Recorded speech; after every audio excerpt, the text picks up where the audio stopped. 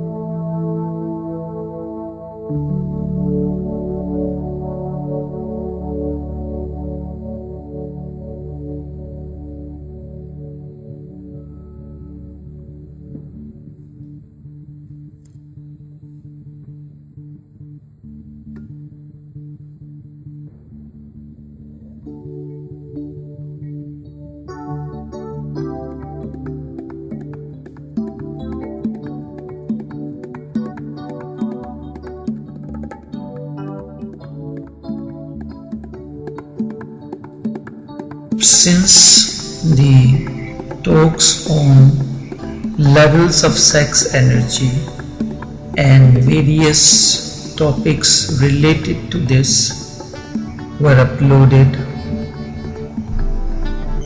there was tremendous response and the listenership throughout the world.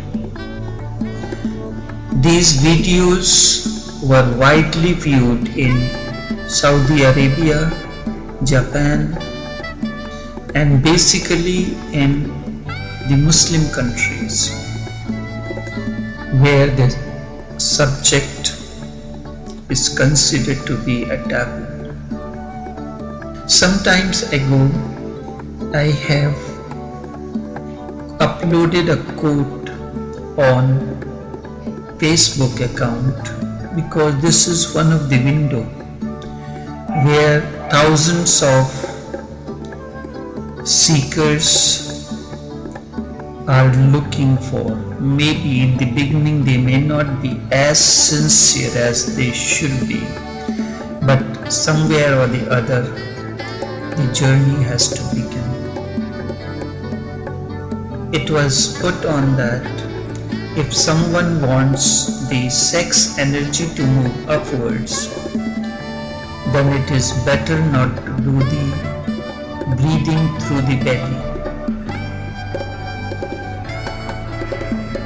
When you want your sexual energy to move upwards, it is better not to do the belly breathing. When the belly is pulled in, the energy is sucked upwards more easily. This was the quote. It is in this light I will speak the role of sculptures,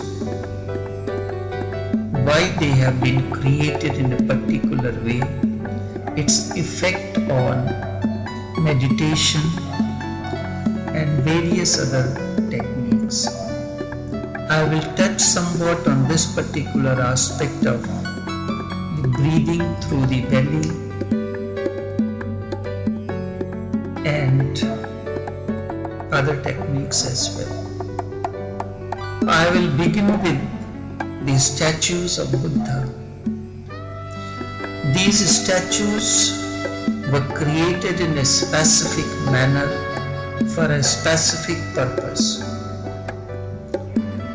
Watching a Buddha statue is like watching a yantra.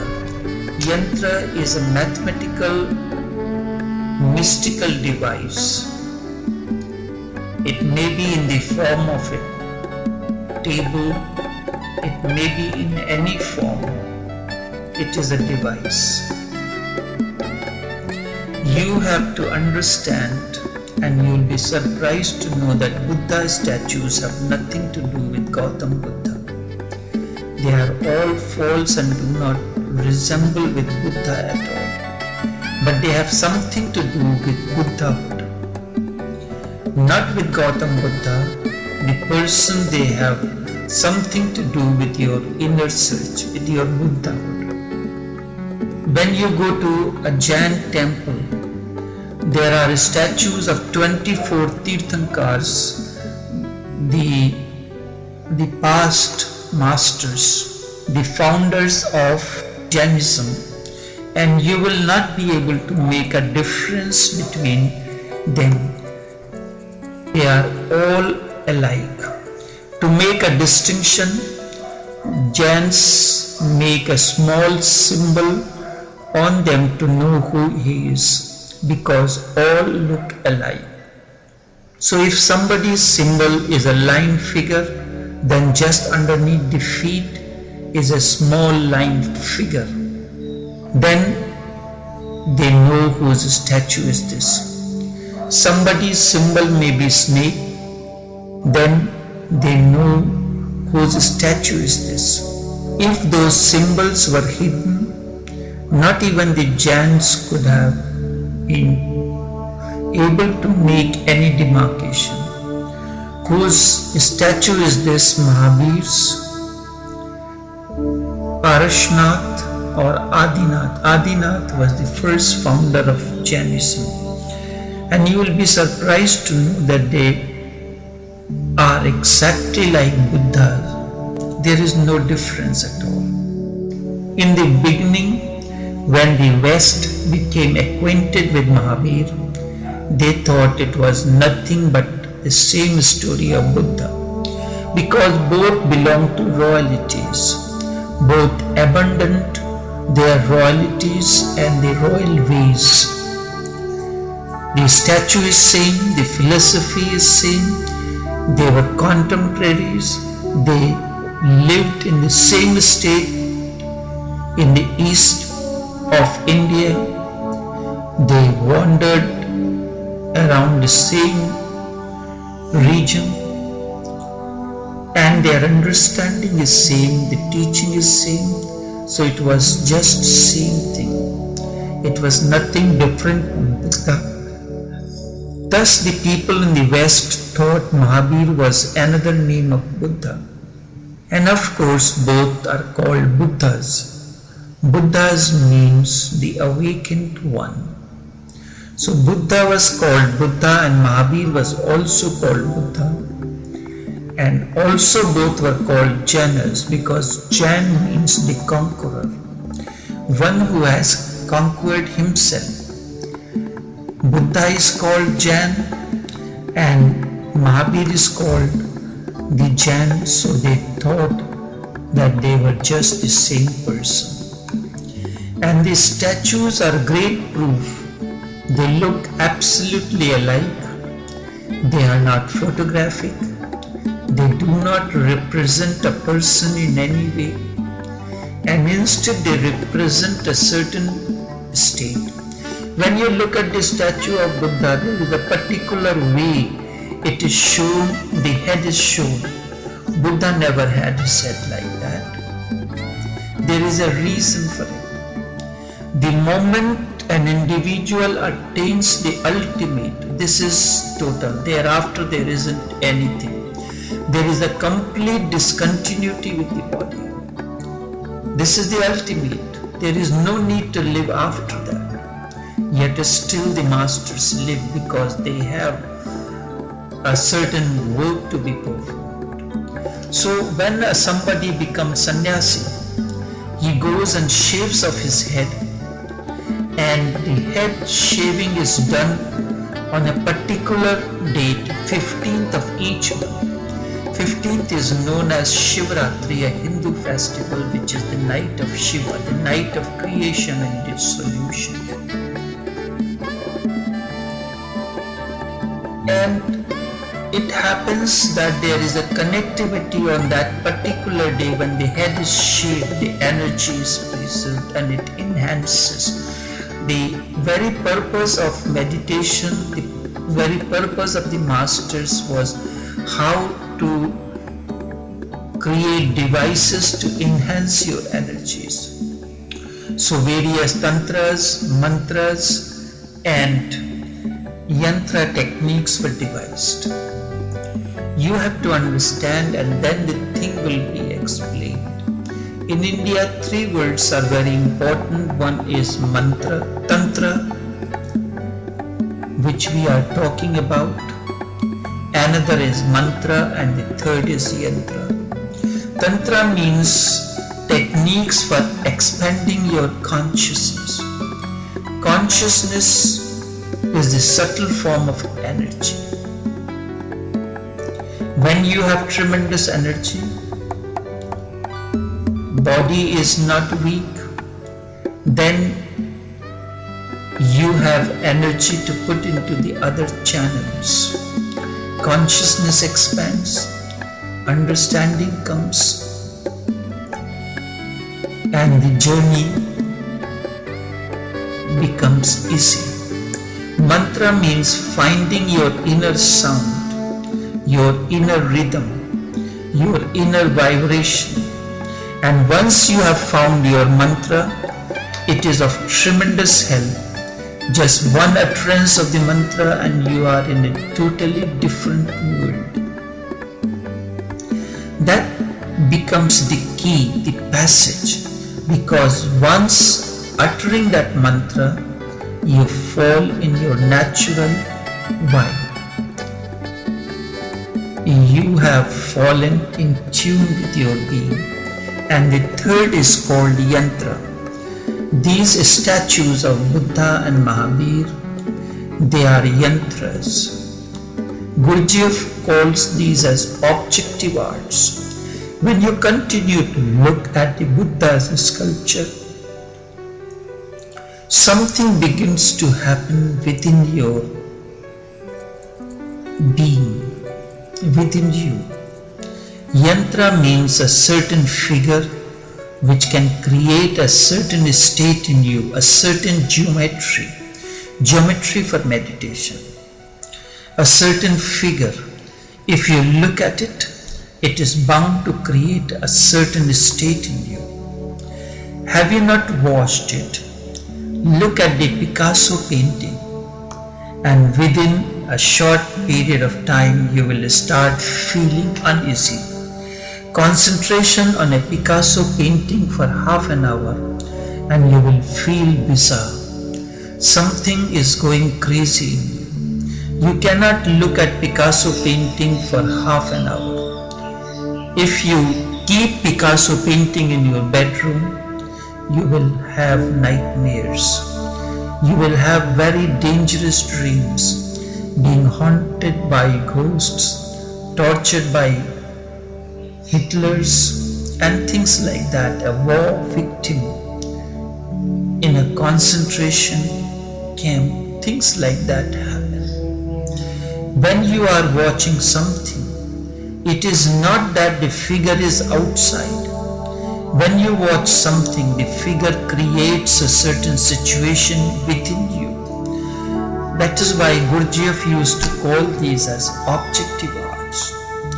And you know, listening to modern pop music, something happens in you.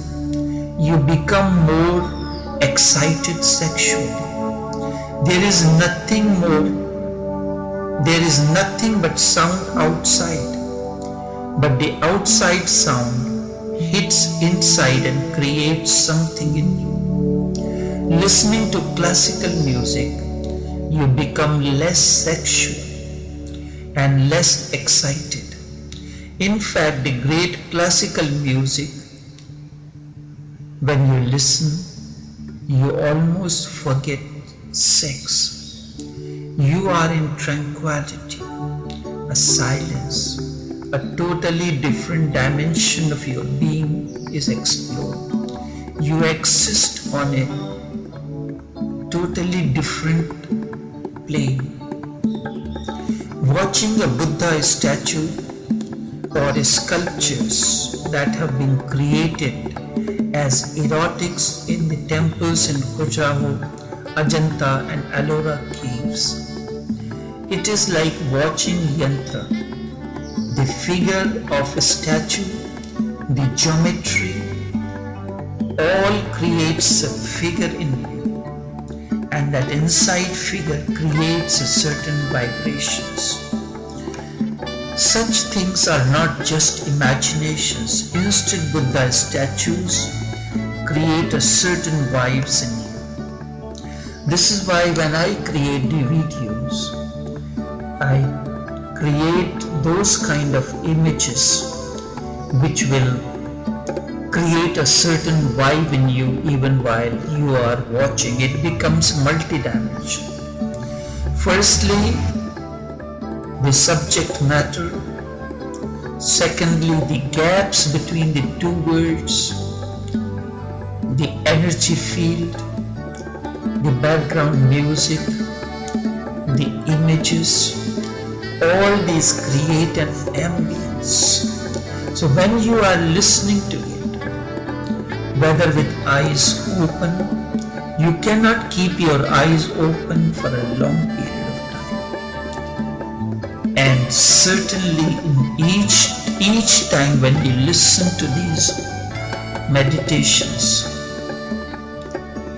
you will disappear for few moments to few minutes, slowly and slowly. This span of time of disappearance becomes longer and longer, prolonged. This is why it is a device created to create certain vibes within you. So too these sculptures were created to create a certain vibe within you. Watch the statue of Buddha sitting so silently in a certain yoga posture If you go on watching the statue, you will find something like that is happening within you too. If you are in the company of 10 persons are sad, and you are the 11th one, how long can you remain happy? Those 10 persons will function as a yantra of sadness. You will fall into sadness sooner or later. If you are unhappy and you go in the company where people are joking and laughing, how long can you remain sad? Those laughing people will create laughter within you. They will change your focus. They will change your gear. You will start moving in a different direction. This happens every day, knowingly or unknowingly. When you watch a full moon, what happens to you? Or when you listen to the birds and look at the green trees, what happens to you? When you go into a forest and look at the greenery all around, what happens to you? Something green inside starts happening. Something green inside starts happening within you. Green is the color of nature, the color of spontaneity, and the color of life. Then something green starts happening within you. The outdoor color reflects something inside, vibrates within something, creates something inside. Looking at a green tree, you become more alive, you become younger. When you go to Himalayan mountains and you see the mountain, the snow-capped peaks, eternal snow which has never melted, the purest snow where no man has ever walked, uncontaminated by human society and human touch. When you look at the Himalayan peak, that uncorrupted virgin snow creates something virgin within you. The outer is not the outer, the inner is not just inner. They are joined together, they are meshed. So be aware of what you see, be aware of what you listen, be aware of what you read, and be aware of where you go, because all that creates you, creates impulses, creates vibes within you. The many Buddha statues all around you create a certain geometry. You will be surprised. That is the basic reason why these statues and these sculptures were created. They are not idols as the Christians and Muslims think. And the Judic idea have given a very wrong notion to the world that these are the idol worshippers. This is erroneous and this is ignorant. These are not idols, instead these are devices to create a certain vibe within you, a certain geometry within you, a geometry of meditation. They are very scientific. They are not real objects to be worshipped. Instead, they are geometries to be imbibed, geometries of a certain kind. It is a totally different thing. In China, there is one Buddha temple which has 10,000 Buddha statues. All Buddha statues. Wherever you look, the same figure is seen. Ceiling has the same figure. All the sides have same figure. and the walls of the same figure. 10,000 Buddha statues. Just think, sitting cross-legged in a Buddha posture, and you are also surrounded by 10,000 Buddhas. It creates a certain geometry. From everywhere Buddha impinges upon you. From every nook and corner he starts surrounding you. You are gone. Your ordinary geometry is no longer there. Your ordinary life is no longer there. For a few moments, you are moving on a higher plane, at higher altitude. That is what happens during these meditation sessions. Through the voice, through its modulation, through the gaps, a certain geometry is created. While listening to me during the meditation sessions, something is created by my presence, by my words, and by your attitude, your approach to it. It is a situation. It becomes a temple. A temple is a situation. It is not just you are sitting in a lecture hall. Instead, it is a situation. So many people listening to me with such love, gratitude, such silence, such sympathy, and such rapport that this place becomes holy. Thus this place and this commune where you all are gathered becomes a pilgrimage, a holy place. It is sacred. When you come into this place, you are riding on a wave. You need not make any effort. You can simply allow it to happen. You will be taken away, far away to the other shore. What man has been doing to man, naturally this madness has erupted everywhere, in painting, in music, in sculpture, in architecture.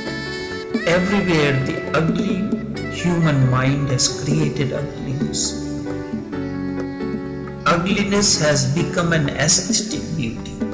Now the photographer goes and looks for something ugly. Not that beauty has stopped existing. It exists as much as before. But it is neglected. The cactus has replaced rose in the bedroom. Not that cactus is something new. It has always existed. But now, in this century, we have come to know that thorns seem to be more real than the rose flower. A rose flower seems to be a dream. It does not fit with us. Hence the rose flower has been expelled. Cactus has entered your drawing rooms. Just 100 years ago, nobody would have ever thought to bring a cactus home.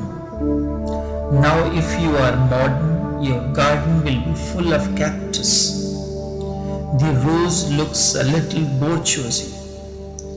The rose looks a little out of date. Rose looks orthodox and traditional. Cactus looks revolutionary. Yes, cactus is revolutionary. Like Adolf Hitler, Joseph Stalin, Mao Zedong.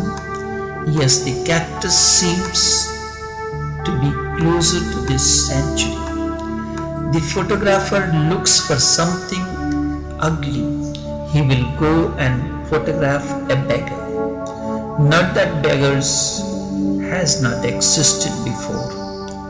He has existed before. He is real, certainly real. but nobody has been making art out of him. We are feeling humble before the beggar. We are feeling apologetic before the beggar. We are feeling that something which should not be is still there. We want beggar not to be there.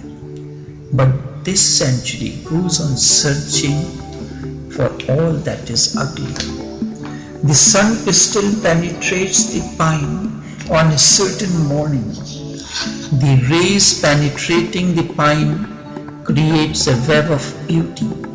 It still exists, but no photographer is interested. That no longer appeals. Ugliness appeals because we have become ugly. That which appeals to us shows something about us. Buddha is a rose flower, and that is the highest possibility of inner flower. And remember, it is not exactly a Buddha figure.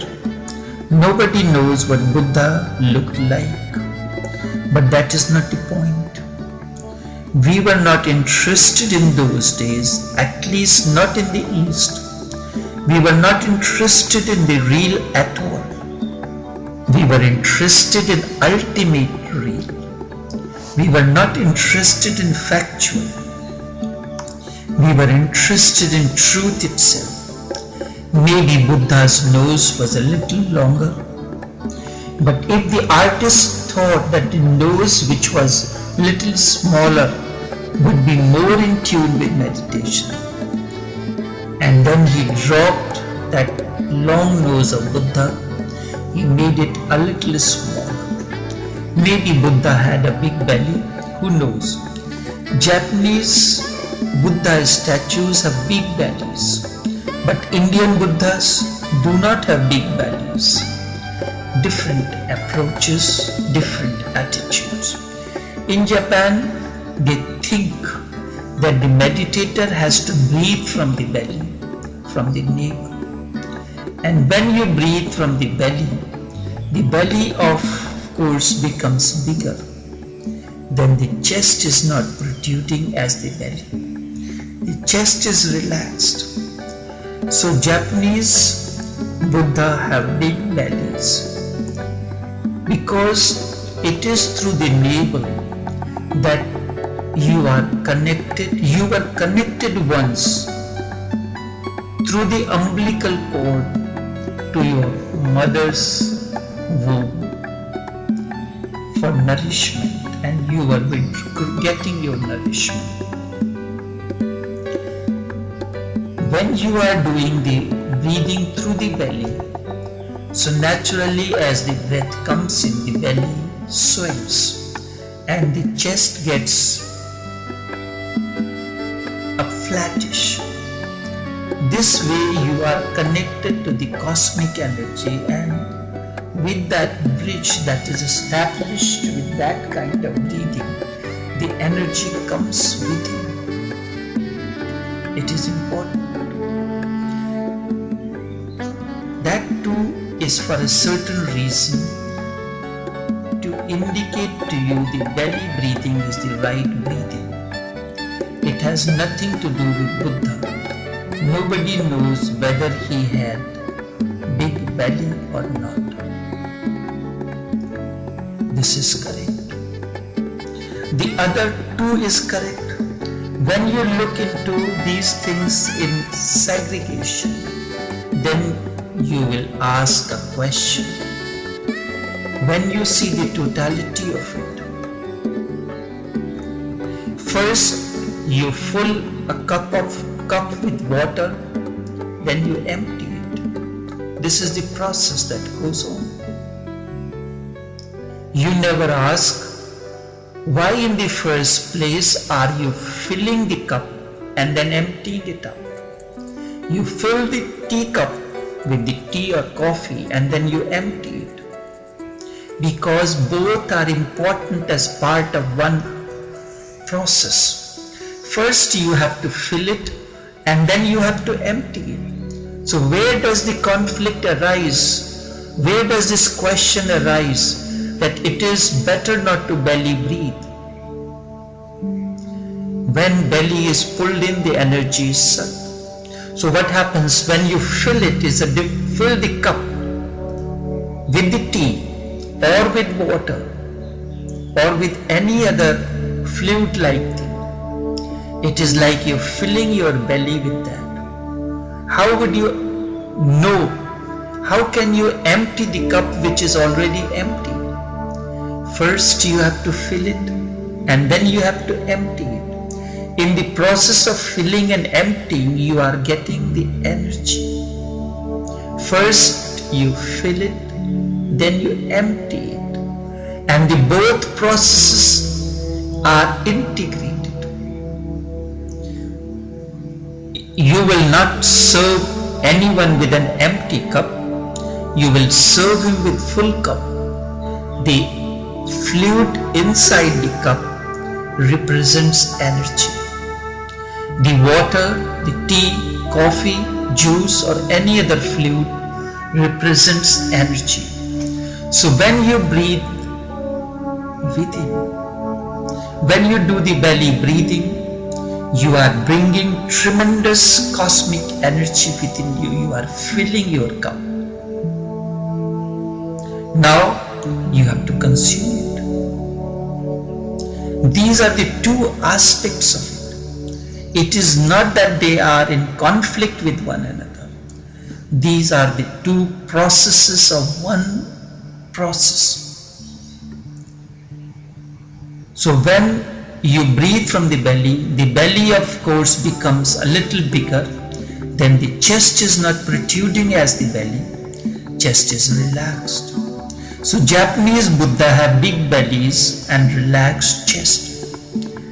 Chest represents the higher emotions. It is the seat of heart.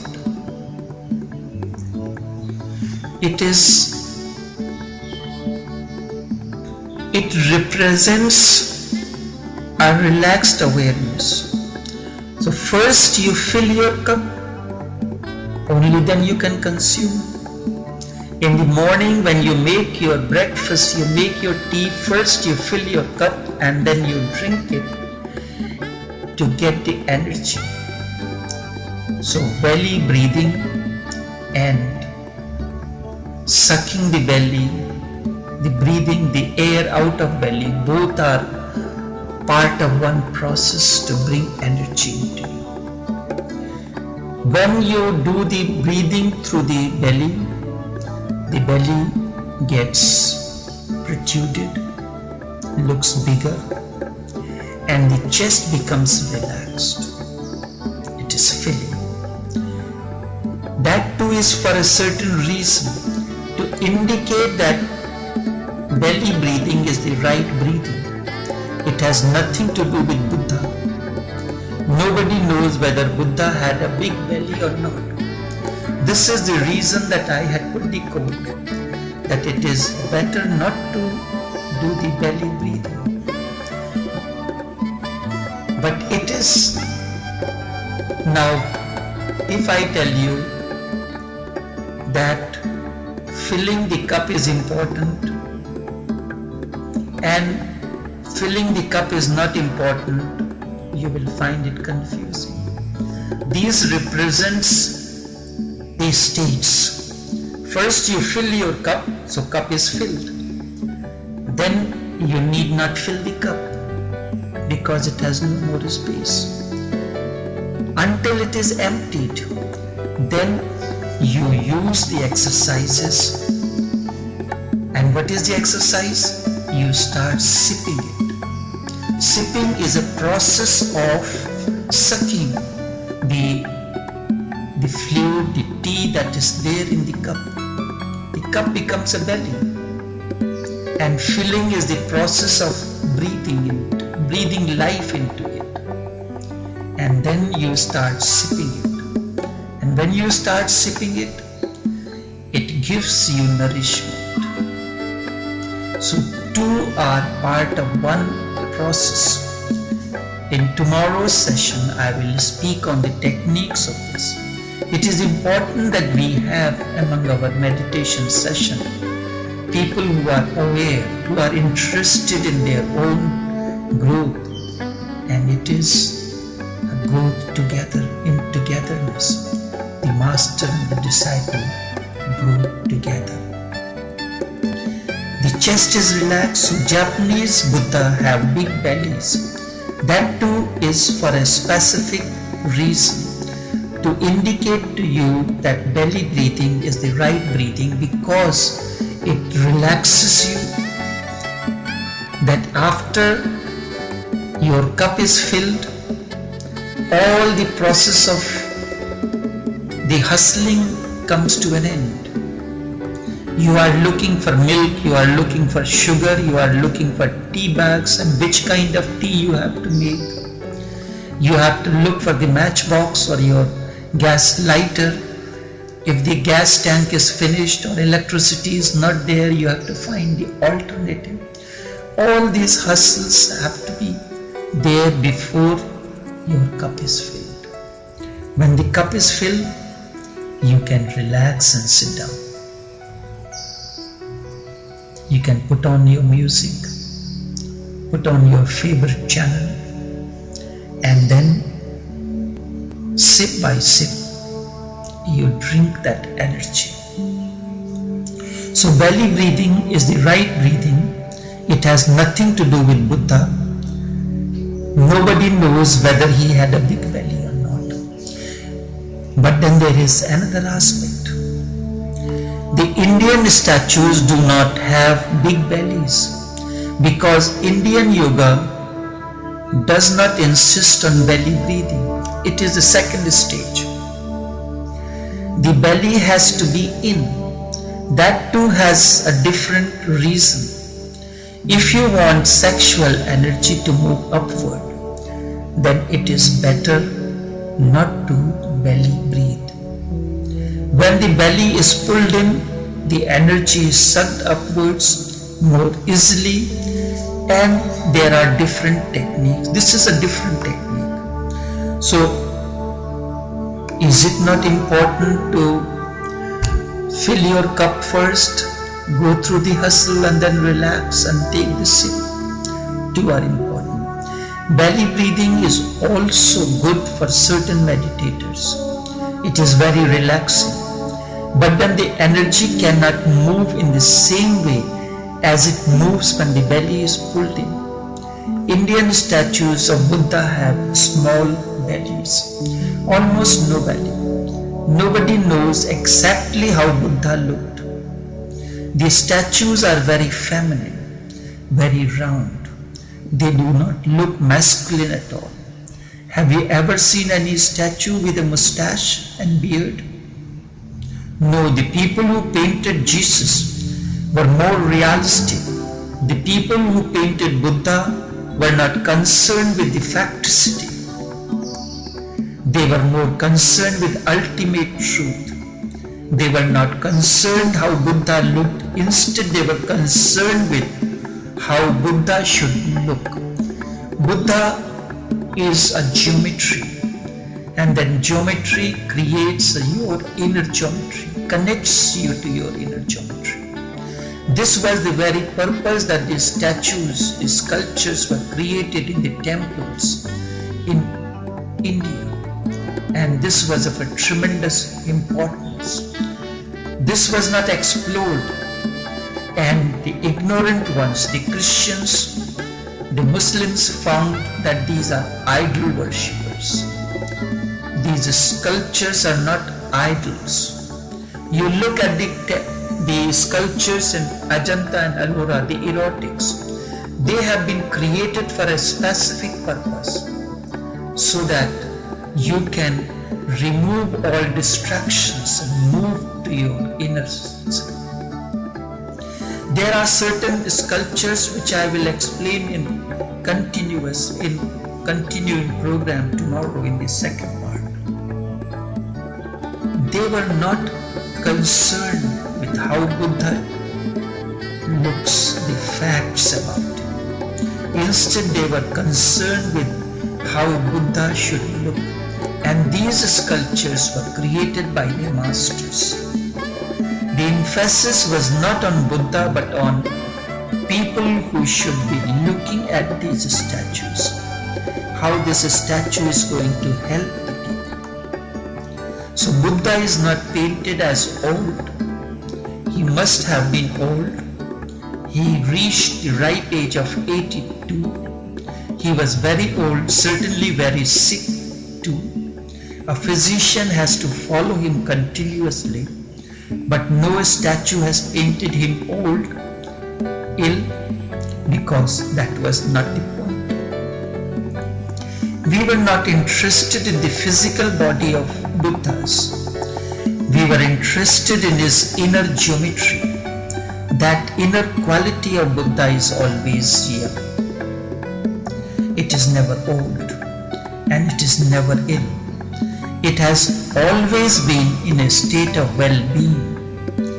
By its very nature, it cannot be ill. The body is young, the body is old, the body becomes crippled, the body dies. Buddha is not born and never dies. Buddha remains eternally young. There is a discontinuity between the physical and the inner. It is for this reason that these statues, these sculptures have been created as a geometry to create an innerness in you, to create that the inner is always alive and life invigorating, young, not ugly and old. You will not see any statues in Indian temples which has a mustache, a beard. They are all feminine because this is the quality of meditator. It is to create the meditativeness within you that these sculptures were created. Looking at a young statue, something of youth will happen in you. You will feel something fresh. So Indians would never have preferred Jesus to be pictured, painted, and sculptures on the cross, because it looks ugly, it is sad, it creates a sadness in you. And when you look at the sculpture, it should create something exhilarating within you, something overflowing within you. Even if it is historical, the Jesus on the cross is a manifestation of sadness. It is not worth remembering because whatsoever you think has happened, you tend to help it to happen again. There is no obligation towards facts. We do not owe anything to the past. We need not remember the past as it was. Do you think you want to remember your past when it was ugly? When you were tormented? When you were torn apart? Or you want to remember something which is exhilarating, which is creating joy in you? So these sculptures was created to forget all that ugly past. All the illnesses that you had once gone through, the psychological, the physical illness that you had gone through once, and create a new aura around you, a new geometry. Only then you can go beyond. If you continue to remember how your boyfriend or girlfriend cheated you or you had been tormented, how can you enter into meditation? You will be haunted by it. This is why a new inner geometry has to be created. It is a device of the masters. The voice, the meditations, the use of certain kind of pictures, use of certain kind of music, a certain kind of voice modulation is all essential to create a geometry of meditation, a geometry of joy. Is in our hands choose the past, to choose the past in such a way that a better future can be created. This is creating a new geometry. Yes, Jesus was crucified, but if he was crucified in India, he would have not been painted that way. Even on the cross, we would have painted a totally different thing, a totally overflowing Jesus. Western painting is of Jesus in anguish, in sadness, naturally. He is being killed.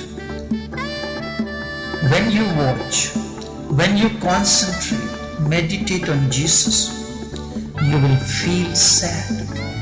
It is not accidental that Christians say that Jesus never laughed. And it is not accidental that you are not allowed to dance and laugh and be happy in a church. Church is a serious affair. You have to be very serious, sitting with long faces. In fact, when Jesus is crucified, just there on the altar, how can you laugh and sing? And cross has been used as a symbol. It can never become the symbol of meditation. It can never become a symbol.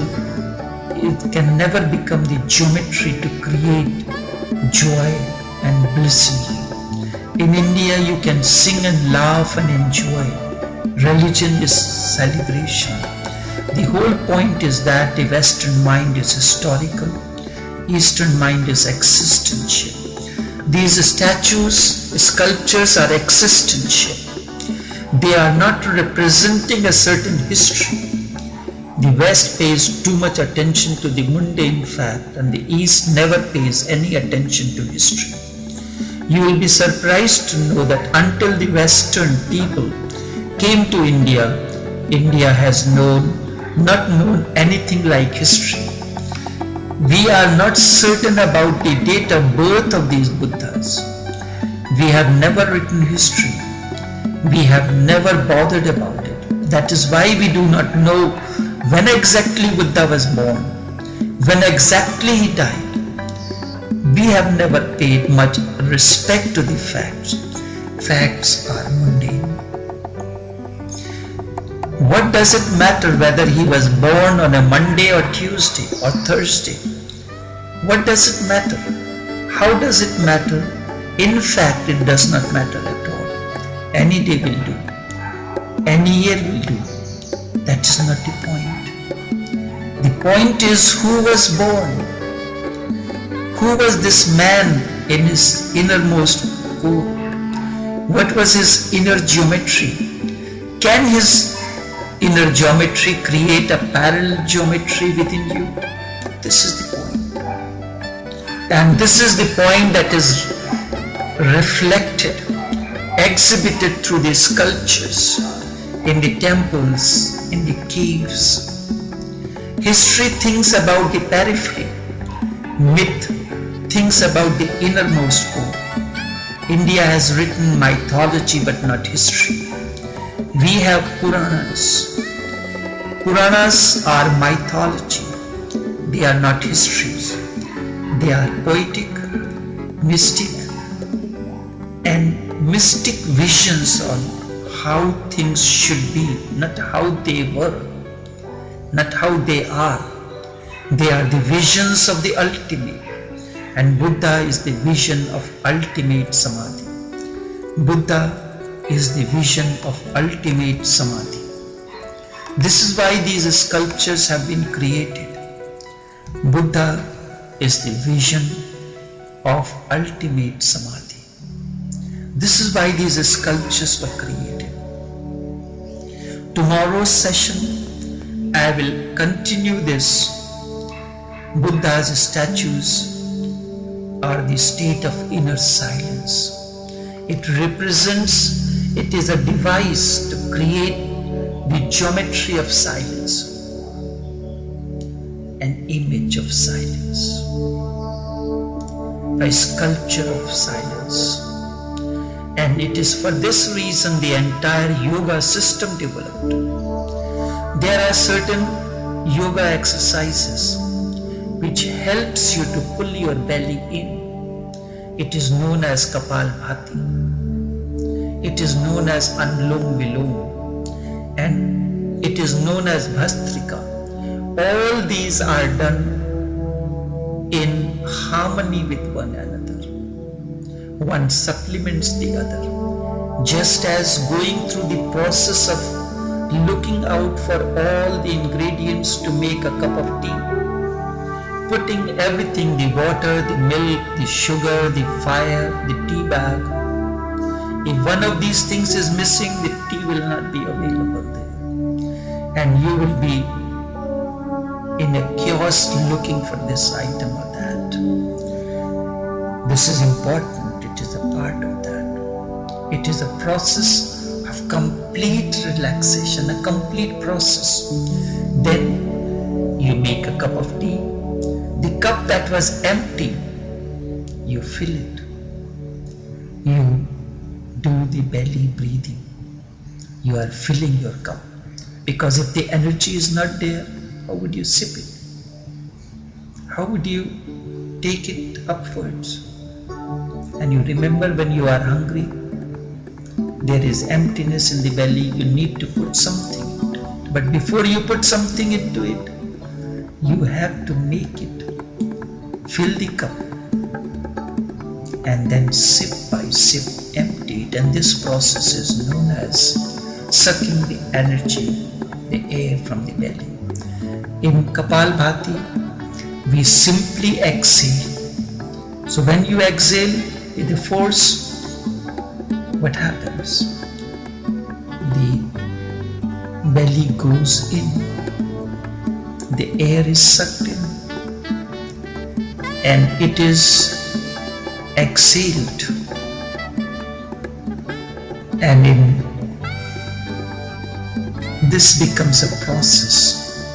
So I will speak on these in subsequent program, because this particular techniques have to be shown probably in individual session through the video device so that you can see it, or I have to direct you to certain videos where you can see how this particular breathing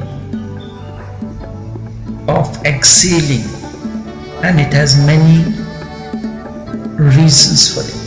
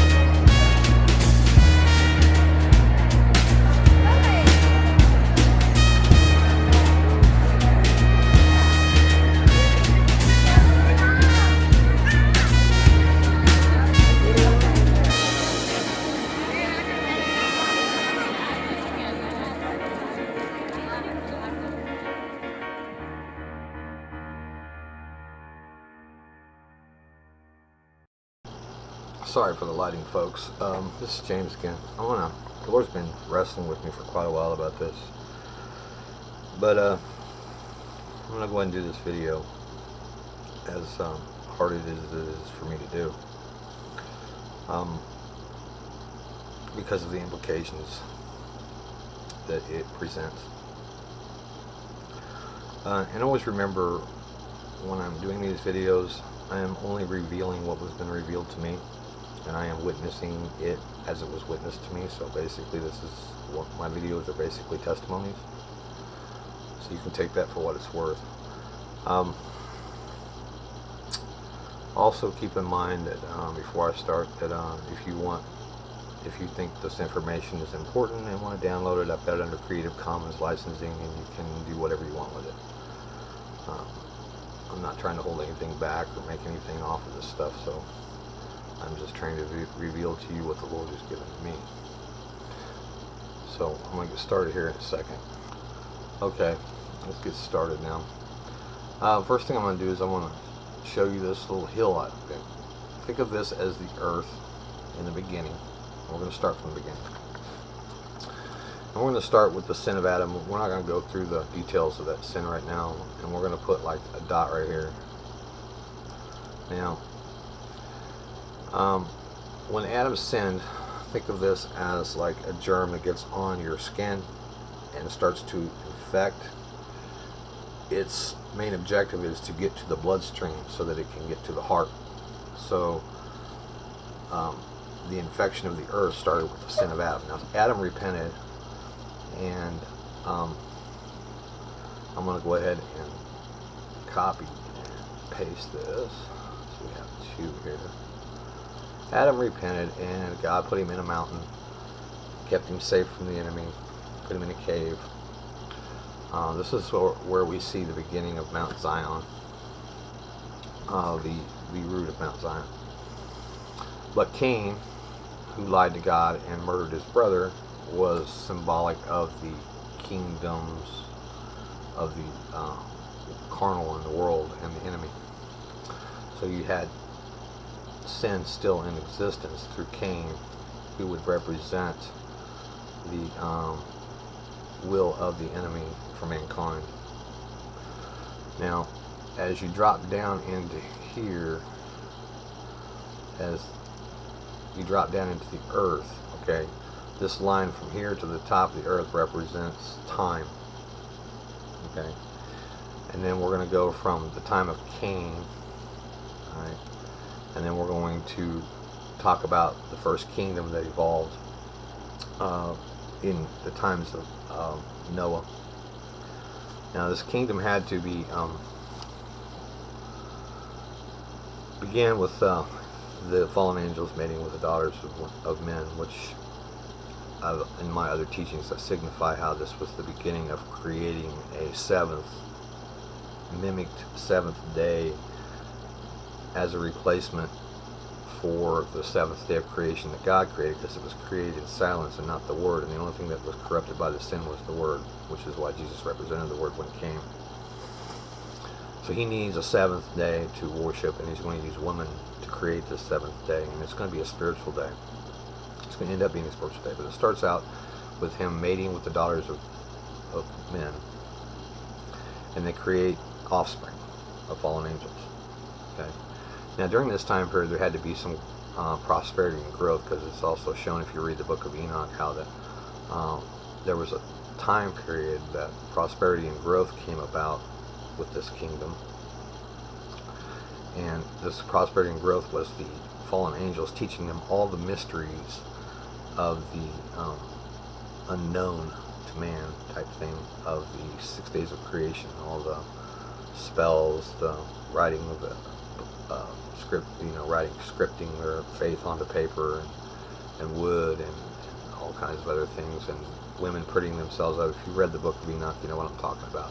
So this time of prosperity keeps growing, but the offspring kept increasing, and this offspring had this problem with not being able to be filled. In my other discussions I explained this as the bottomless pit, because their whole creation is based upon a lie that was told to Adam and Eve in the garden.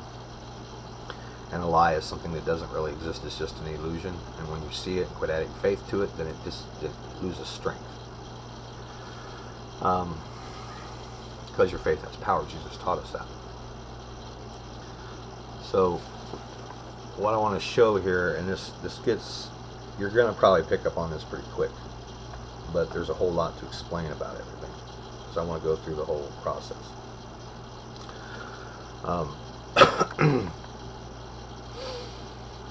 Anyway, the knowledge of good and evil that the fallen angels delivered to mankind was him sharing that knowledge of good and evil of the 6 days of creation. That is the physical and lesser energies. within the 6 days of creation that brought everything into that exists in the world. This was an attempt to circumvent the Word of God and take it over, and take over the whole creation, using man to do so.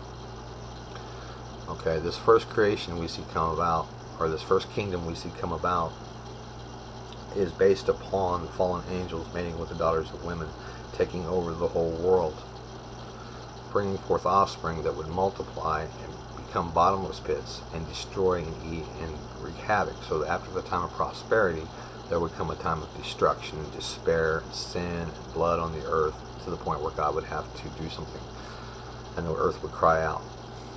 And we see this in Scripture. And God sent a flood. Okay, so what I'm going to do here is I'm going to show you that now, as time progresses on, this is going to sink into the earth. Okay, but the way it's going, I'm going to go ahead and cut this out here because I have another diagram I'm going to pull down, but the way it's going to sink into the earth is like this. Think of this as the first kingdom, and it's a 5-point kingdom. And the 5 points is the center point that connects the 4 points together. This is actually, if you want to read more about how I get this or where it comes from, get this from, first of all, this is kind of a signification of the carnal kingdom that represents the opposite of the heavenly kingdom, which you can read about in chapter 4 of Revelations. But this carnal kingdom also, because we are made in God's image, is also relative to earthly kingdoms. So that's the reason why the 5 points. The 5th point in the center represents the soul and the works of man, and his heart and his mind, and what he accomplishes through earth. Now, like back in the Egyptian days, the reason why the pharaohs would make those pyramids was because those pyramids represented their kingdom, because they thought they were gods. They had a very close relationship with the demonic realm. And the demonic realm told them they were going to be gods, just like the first lie that was told to Eve. So they would mummify themselves. They would create this pyramid, and the pyramid would represent their kingdom and their time in that kingdom on earth, and then they would be mummified for the resurrection of the last day. Now, this resurrection, they didn't I don't know if they knew it or not, but this resurrection was not a resurrection of righteousness. It was unto the demons that they were taking this advice from. So what we see here is we see the first kingdom, and God comes along and it takes over the whole world, becomes evil and very bloody. There's the descriptions in Enoch if you want to read about it. And so he sends a flood upon the earth to destroy all the living except for Noah, who is the bloodline of Adam, who represents the beginning of Mount Zion. Okay. So Adam and his family are spared, and they represent the Mount Zion from Adam, and but everything of Cain that represented Cain was destroyed with water. Okay, and Cain represents the fallen angels and all that. So then what we see going on here is, I'm going to pull this up here. So as this sinks into the earth, this is what we see going on. I'm going to do it like this, okay? So let's take this dot out here, and we see that the connection between the peak, which was is the sin of Adam and Cain, time progression on to the first kingdom, which is a 5-point kingdom, which is an earthly kingdom, is on the earth. Then the flood comes. So there is this flood that comes over and kills all the living except for Noah. And this is represented by, so the next kingdom that comes along is going to be this kingdom here, and I'm going to resize this to make this kind of appropriate. So as time goes on, this kingdom sinks down into the earth. Now remember, the germ is trying to get to the heart of the earth, to corrupt the earth, okay? And I'm going to try and resize this to make it look more evident. Now, so the next kingdom to come upon the earth is King. And we're going to keep this gap here because this gap represents, let me swing this around a little bit so it kind of fits better.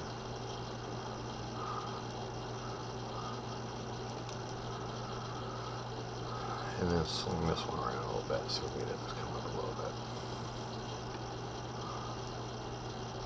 No, that's perfect there on that.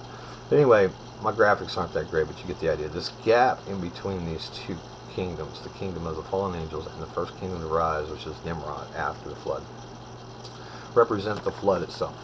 This represents the waters that killed all living that were corrupted, that corrupted the earth and the blood of the earth.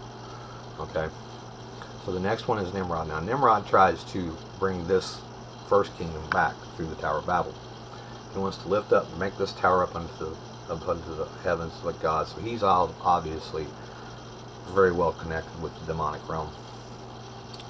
And his idea is to get everybody together, take his ability of his strength, his power, and his understanding of the dark realm, and bring everybody together and build this tower.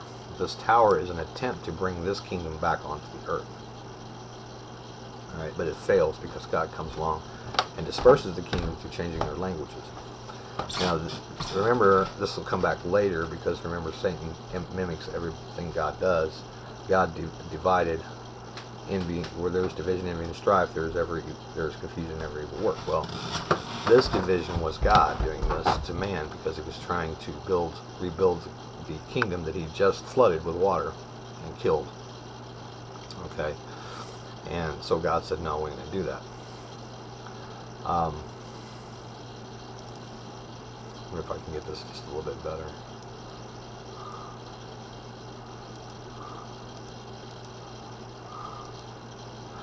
So anyway, when we look at this kingdom, we look at the next one, and we rotate this around, try to make this look a little better. I can't seem to do that. Maybe. Anyway, there's this gap here. This gap represents the flood of all the people that drowned, all the living things that drowned in the waters of the flood. Okay, so there's this gap here. This gap pushes down on top of that kingdom, holds the kingdom down, and it keeps sinking into the earth. Second kingdom, Nebuchadnezzar comes along. His lifespan, he fails at making the Tower of Babylon, but so since he fails, he takes those that are communicable around him and uses that to at least bring forth the pagan doctrine, which is basically lifting up what is identified in the first kingdom as using women as queens to be worshipped. And then this is basically the worship of the womb, because without man, the enemy has nothing to work with to build his kingdom. So he gets men to worship the womb, which is symbolic of the queenship in heaven. Okay, this is brought on, and this starts the pagan doctrines and pagan religions of Nimrod. After his kingdom falls, we see another kingdom arise on the earth called the Egyptians. Now, it's at this point in time when the Egyptians are coming and bringing their kingdom in. Okay, if I were to color this, make it kind of a solid color, might help a little bit, but maybe not.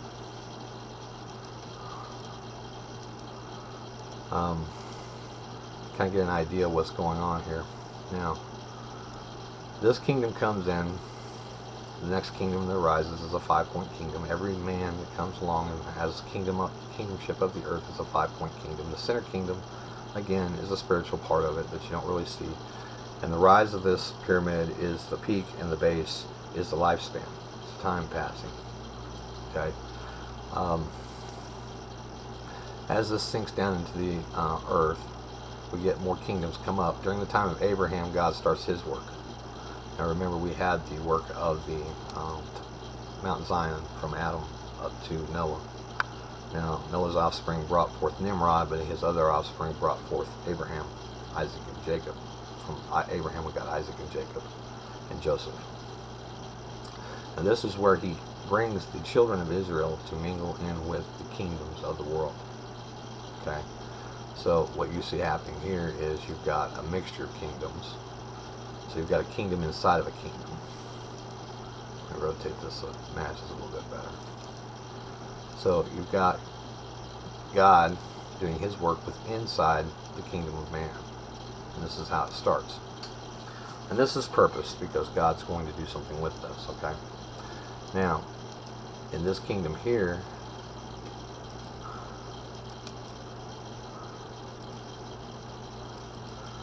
I'm going to take copy and paste because we're going to keep moving things down. So this brings about, and I maybe ought to maybe take the size down a little bit on these as we get closer to the center of the earth. That's what that little circle represents. So as they go down, they seem to get more insignificant because as time passes, we seem to forget them. Other than in history books and witness accounts and things like that. So here we have this puzzle piece fitting together. Here we have this kingdom here. If I can get this to work right for me. Oh, lost it. Oh well.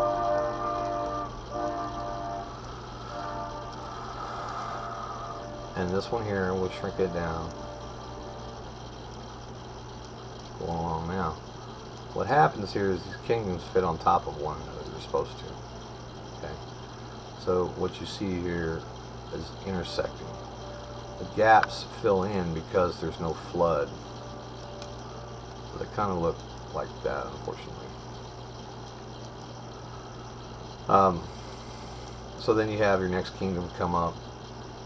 And then eventually you get to King Nebuchadnezzar. And then King Nebuchadnezzar was the first king of the Babylonian country, and God gave him this kingdom because the Jews failed through the work of Moses and setting up the temple to fulfill the will of God in this, what he had desired them to fulfill, and they kept falling and falling and falling. We had the rise of David.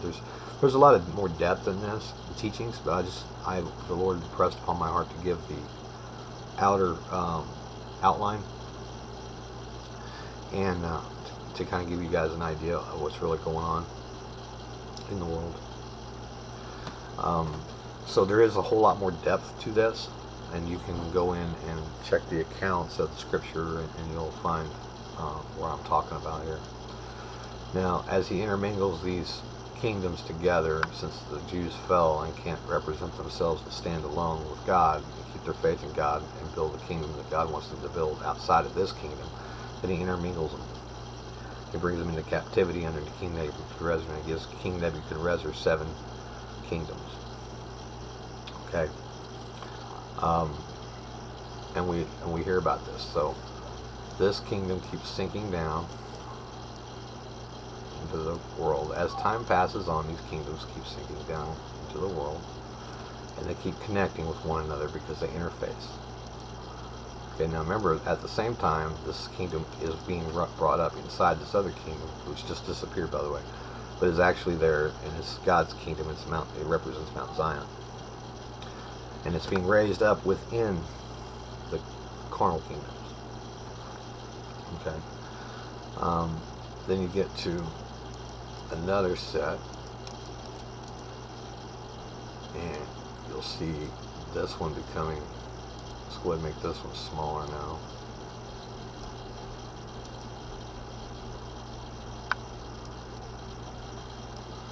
And like I said, they get smaller with the passage of time. We'll use this one for another one. That's opposite. So this kingdom here keeps getting interlaced with that kingdom, and so they're being brought up together. But the earthly kingdoms are being brought up with the spiritual kingdoms together, and this is for a reason, and they keep connecting, and this is to pollute the enemy's kingdom. And because the Jews couldn't bring about their own kingdom through the temple that God had given them through Moses and the laws, and succumb to the will of God in that, then they were taken and brought into the worldly kingdom of King Nebuchadnezzar, who was given 7 kingdoms. That's the statute. Now, at the time Jesus came, okay, let's move this up a little bit so we can get a hold of this, because I want to copy this. And we can move it back. And remember, this is going on through the time of King Nebuchadnezzar, and you can look at this and consider this. First, we have the first kingdom, which is the kingdom of the fallen angels and daughters of men. Second kingdom, Nimrod. next king in Egypt, he intermixes and mingles the Jews with Egypt. Then he frees them. They fail, so they get sent back into captivity through Nebuchadnezzar. And this occurs after King David and the rise of Solomon and all this. You guys can research your history books. So then we still got 7 kingdoms to evolve out of what he gave Nebuchadnezzar. But they evolve, and they come up and become big and gigantic. And this represents, you can go in and do layers if you want, but the layers all fit in and just kind of set down on one another. And these kingdoms represent time passing. The center does. And then, of course, the heart, mind, soul, the 5 points of the man's inner temple. Like I said, if you want to learn more about this, go to my video 19, where I explain where I get this from. So what we see going on here, we can probably take this one out to make it look more, and then this one we can use to represent Abraham, Isaac, and Jacob, Joseph, and the children of Israel. They leave and they have to come back because they failed. So they leave, they build upon this kingdom here. It gets larger, and they have to come back under the King Nebuchadnezzar. So then we'll put that and list that there as the inner kingdom that's going up within it. Okay, we're going to take this one and we're going to flip it around to match this other one here, so it looks, well, kind of looks like that anyway. So at the time Jesus comes, we're looking at the 5th king that rises up. This is symbolic from the cherubs in Ezekiel that we look at. And what we do here is we can go and undo paste. I just messed this up. Take this image here and copy, paste it, bring it up. Now this is the kingdom of Jesus. Now when he comes, as in my other videos I explain why he comes and what he does while he's here, and his blood represents our salvation and the way out. And he overcomes. His whole point of coming here is to overcome the kingdom of the enemy, and it's a spiritual kingdom. The kingdom of the enemy is a very, very spiritual kingdom, just as it is the kingdom of Christ and God. And these are intermingled. And this represents the kingdom that is the first kingdom, and it's getting closer down here. And what I need to do is get this one out of the way here, because it's kind of in the way. There we go. You can dissect that. I'll just cut that one out. Now, this kingdom here represents Jesus overcoming.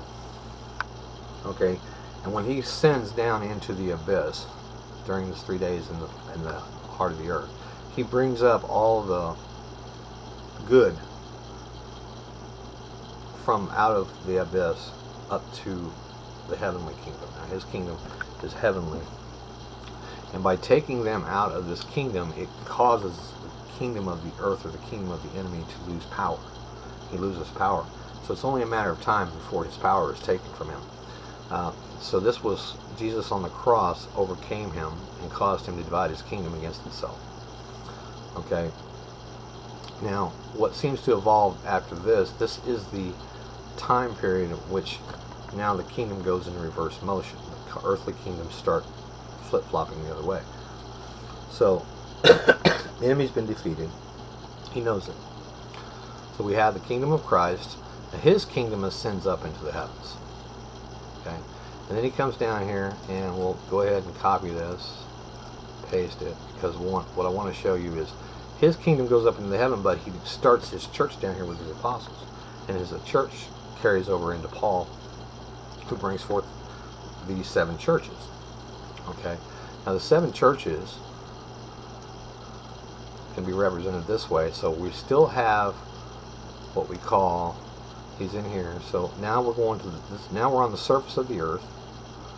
Okay, and this kingdom here is mixed with the 7 churches, which is the time period of the 6th king that comes of the heads out of the 7 kings. Now the 5th king, his kingdom is dead on down because Christ came in and overthrew it. So that kingdom no longer has any power. So, but he's got two more kings to bring forth power. So what he does is the sixth king intermingles Christianity and paganism to create a lukewarm effect, and casts the seed into the earth. Okay, and this is represented by the first great kingdom that evolves during the period of time of the seven churches. This is the overcoming of the seven churches. This is the defilement of the seven churches of Asia. Now, Paul's teachings are getting attacked quite a bit lately, and the reason that is because whenever you want to destroy or elude somebody from fruit that is good, you attack the roots. Paul was the root of the seven churches, so attack Paul to kill the fruit. But this also would negate Revelations chapters. In Revelations would negate the prophecy of Revelations, because the seven churches of Asia are mentioned in there, and they came from Paul and are the church of the Gentiles. So to attack Paul is just kind of totally redundantly ridiculous, because the fruit from Paul's work comes forth in Revelations in the end times. So you can't. It's just a way to get you to look at the Bible as not being true, or Revelations as not being significant, or the seven churches of Asia not being significant, because they're trying to lure you away from the seven church teachings, because it is the seven church teachings that is left for us to fulfill. Okay, so he comes up with the sixth king, and it pollutes. Now this is the base, this is the surface of the earth, and then we're going to rise up from the earth, and we're going to start building the Tower of Babel within the intermingled Christian community of the seven churches. Okay, we're going to start to build the Tower of Babel. Now we're going to the seventh king here. Now the seventh king is the end of the heads. So he's going to have to give out a seed to the world. And he represents, and he's just a stronger portion of representing the use of power and law to reinforce the combination of paganism and Christianity. And his ideology is to resurrect this kingdom here, same as Nimrod tried to do. Now, in order to do this, there's these waters that have to be brought into form here. I'm going to copy this and see if we can't paste it. And then see if we can't turn it upside down here.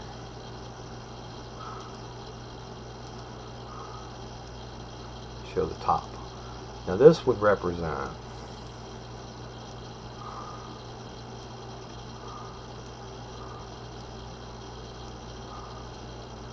and I've lost my other one somewhere. Where'd it go?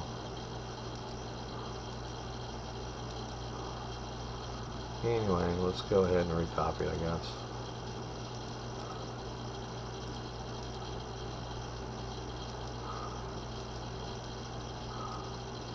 And we're going to flip this one here.